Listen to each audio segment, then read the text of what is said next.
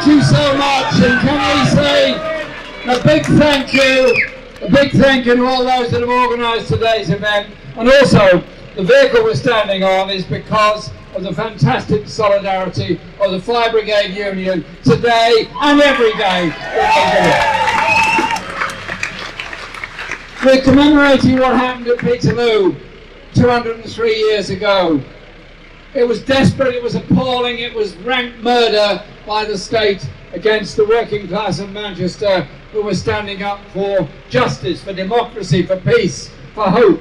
Many of those were people that had come home from the Napoleonic Wars to find, far from coming to a country fit for heroes, they came to unbelievable levels of poverty and oppression against those that organised. And it's remembered for all of that. And it's also remembered for the brilliant lines in Shelley's poem, The Mask of Anarchy. He wrote it, it's a very long poem, so I won't read it all, I won't in fact read any of it, because my great friend Ken has already read some of it, the important lines from it. But what happened in Manchester that day has lived on. Who remembers the Dragoons as heroes? Who remembers those that were killed and those that were deported as heroes? The latter are always the case. The former are those acting on behalf of the state that killed those innocent people here in Manchester that day. We remember Peterloo, and it's managed to get its way into most school history books. But there were other occasions like that at that time of political firmament in the early 19th century.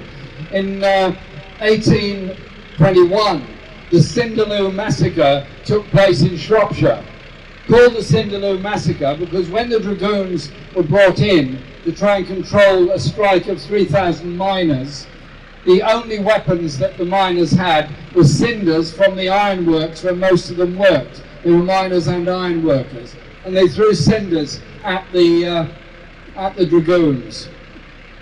They were defeated, they were denigrated, and one of them, Thomas Palin, was executed for leading a miners' and ironworkers' strike in Shropshire at that time. That wasn't so far away from here, just down the road in Shropshire. We remember them, and we remember 10 years later, William Jobling, a miners' leader near Jarrow, who led a strike of miners who were opposing the reduction in their pay and the lengthening of their hours of work. He was executed and his body carved up on a gibbet and put into an iron cage and dragged by a team of horses on a cart around every mining village around Jarrow as an example to the others. In the same way that the Shropshire miners and iron workers were campaigning for better conditions for children working in the mines. The only victory was the children's hours of work were reduced to 12 hours per day.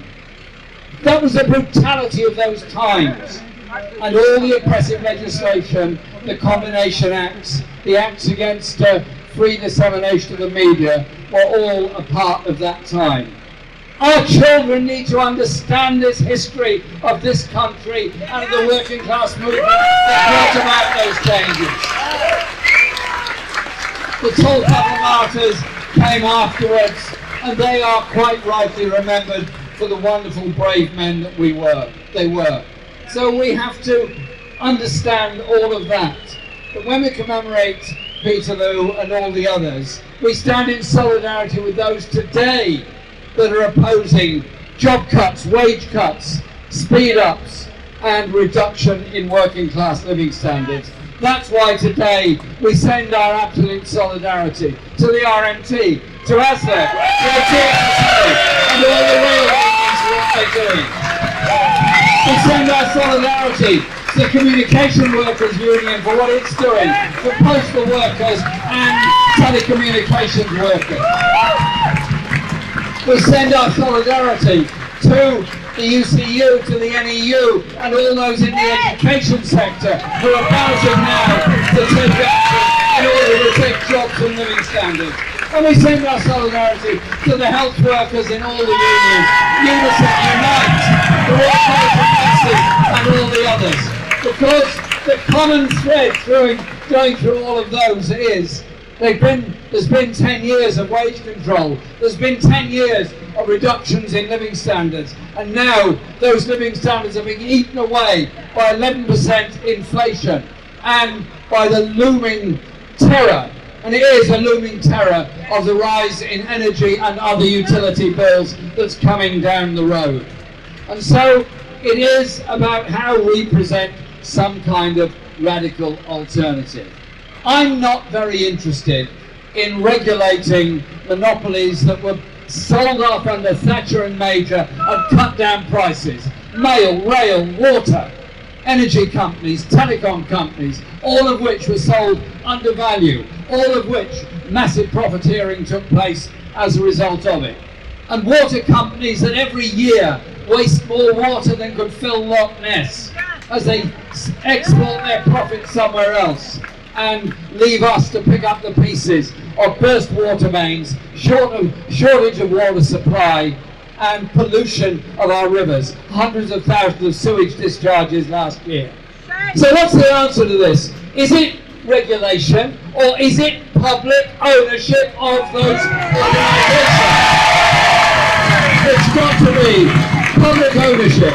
It's got to be public ownership of all those what are actually utterly natural monopolies. And so this summer is to me a summer of determination and a summer of great hope. It's great hope because we can mobilise in our tens of thousands in support of all those groups.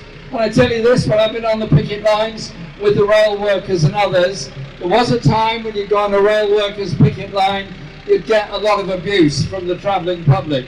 Not this time. Not this time at all. So many say, well actually, you're doing it for me. You're doing it for me, you're helping me, and I in turn will help you. So the Enough is Enough campaign is a very important step forward in all of that.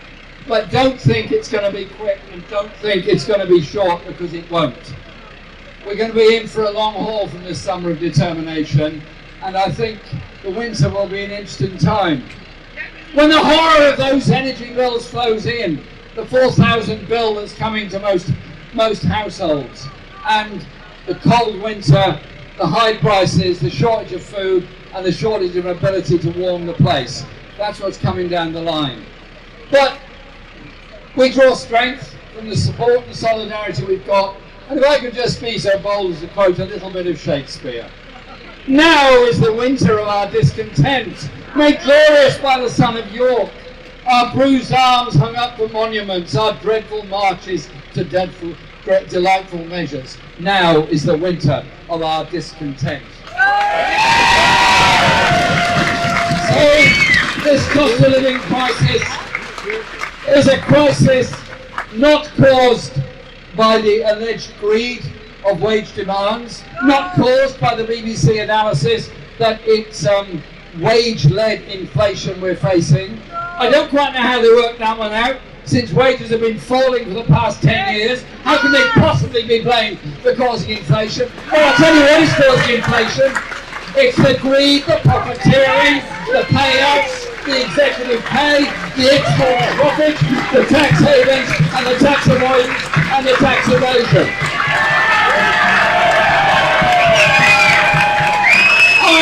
I resile from nothing that we put into our manifestos of 2017 and 2019. Those manifestos were and remain about redistribution of wealth and power. That is the reason we were so brutally attacked, as Ken has pointed out. And so it is about supporting those in whatever struggle they're in. But it's also about bringing new members into our unions.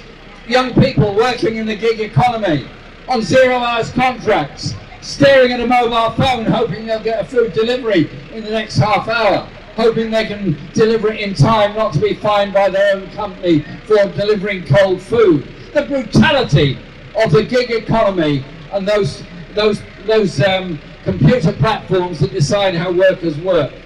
We've got to do better than that, because those workers are going through exactly what building workers and dock workers went through in the past. Embrace them, bring them into our movement, make our movement bigger, better and stronger. It is our confidence and our strength that will bring about changes. But also look at other issues that face this world. The peace crisis, and I totally condemn the Russian invasion of Ukraine. I want to see peace there. I want to see peace around the world. And on the 15th of September, the Stop the War Coalition is organising a discussion meeting about this in Friends House. That is part and parcel of the whole debate we've got to have. The last thing I'd say about this is the world we live in. Unprecedented levels of pollution, unprecedented levels of damage to the natural world and the natural life cycle. And the answer, is it to hit working class living standards because people work in polluting industries? Or is it a green industrial revolution that invests in the clean energy of the future, that invests in the sustainability of the future, and an education system that encourages, incites and informs our young people, the better to empower them to fight the battles of the future?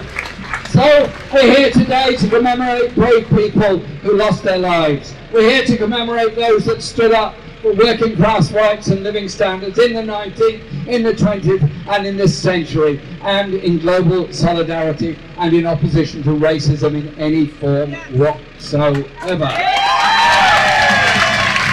Refugees are not our enemies, not our competitors. They're our friends as fellow human beings that should be supported in their life needs. So as we finish today, solidarity and strength. And acts of solidarity make a difference.